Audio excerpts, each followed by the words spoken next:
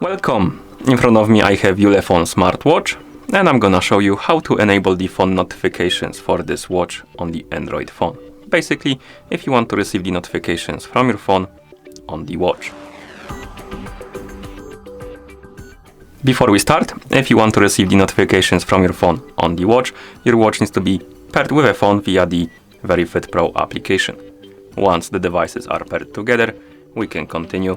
And now we can open the VeryFit Pro application on the phone that is paired with our watch. After the application opens, you should see the home page. Now tap on the device icon right here to open the device page, and on this page you should see options like call alert and SNS alert. The call alert is basically the notifications for the phone calls, and the SNS alert is notifications for SMS messages, application notifications and stuff like that. First, let's tap on the call alert. And here we can enable and disable the notifications for the incoming calls by tapping on the switch. And once you enable it, you will need to allow the required permissions, like that.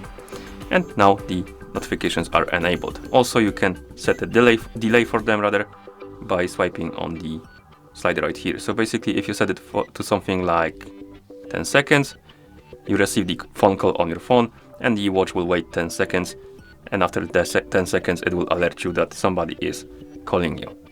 Okay, once you're done customizing the settings, tap on the check mark to save the settings, like this.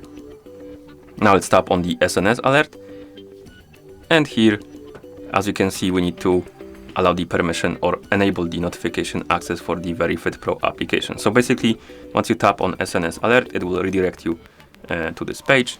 Now tap on the VeryFit Pro application, tap on the switch next to allow notification access, tap on allow, and go back. And once you allow the notification access for the VeryFit Pro application, you can go back to the app, and you will see this page right here, and you can enable the notifications by tapping on the switch next to allow notifications.